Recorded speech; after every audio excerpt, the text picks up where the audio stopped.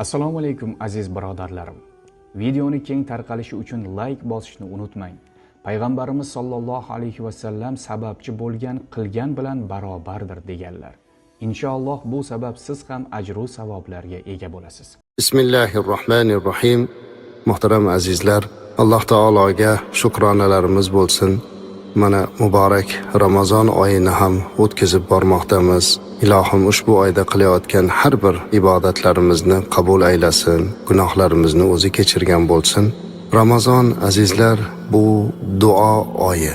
Bu oyda ko'proq duo qilish kerak. Duo bandaning Robbiga bo'lgan muhabbat va bog'liqligini ifoda etadigan eng yuksak ibodatlardan biri hisoblanadi. Duo qilish orqali mu'min Allohdan mag'firat, rahmat va hojatlarini so'raydi. Alloh taolo Qur'onda va Rasulimiz alayhisolatu vasallam hadislarida duoning fazli, uni ijobat bo'lishi haqida ko'p marotaba ta'kidlaganlar. Duo azizlar bu Alloh taologa iltijo qilmoqlik. Ko'pchilik duo bilan talabni bir-birini bilan almashtirib qo'yadi. Talab boshqa narsa, aytaylik, bir insonga qarab menga mana bu narsani olib bering deyishlik, uni bering, buni bering degani kabi gaplar bu go'yo talab. Lekin duo azizlar bu Alloh taologa qalban bog'lanish. Duo qilyapman deb ya Rabbi menga uni ber, buni ber, undoq qil, bundoq qil deb aytayotgan bo'lsa bu talab qilyapti. Lekin haqiqiy duo bo'lishligi uchun uning qalbi Robbisi bo'lgan Allohga bog'lanmoqligi kerak. Bu eng e'tiborli jihat. Mana shunday duoni ibodat deyiladi.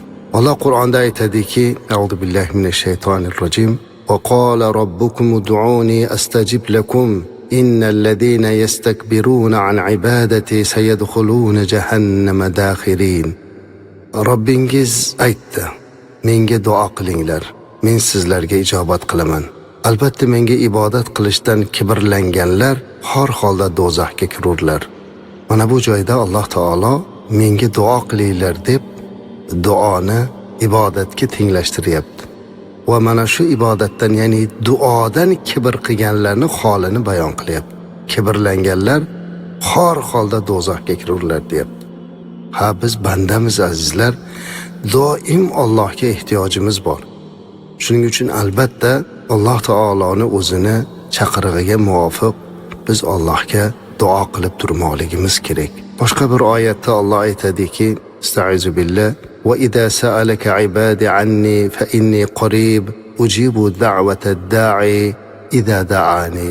Bandalarim sizdan men haqimda so'rasalar, aytingki men ularga yaqinman. Qachonki mendan so'rasalar, men ularni duosini ijobat qilaman, deyapti Alloh taolo.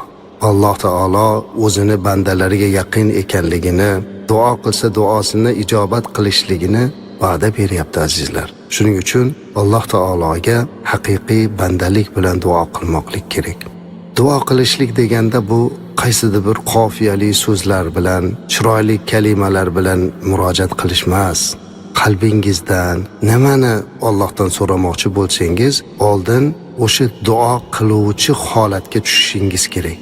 Siz Robbingizdan so'rayotganingizni, Alloh taologa iltijo qilayotganligingizni bildirishingiz kerak. Qo'llaringizni duoga ochishingiz kerak.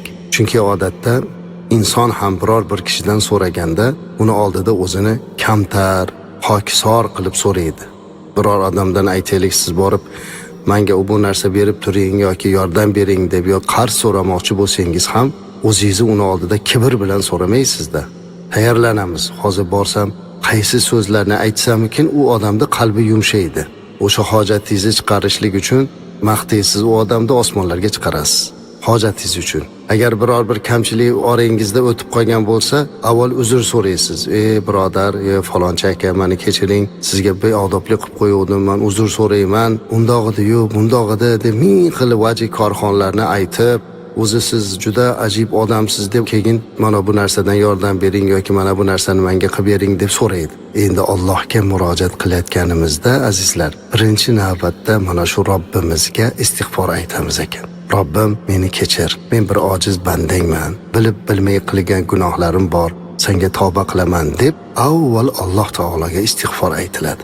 ana bundan keyin qalbini salim qilib, qo'lini ochib duo qiladi. Bir xilgilari aytayapti, duo qilganda qo'lni ochib bo'lmaydi. Yo'q, hadis bor azizlar. Payg'ambarimiz alayhisolatu vasallam duo qilganda qo'lni ochib duo qilishliklarini, kafni yuqoriga qaratib turishliklarini, keyin yuziga surtishlari ham hadisda kelgan. Buni hammasiga dalillar bor. Shuning uchun pokisor holda qo'limizni ochib Allohga murojaat qilamiz.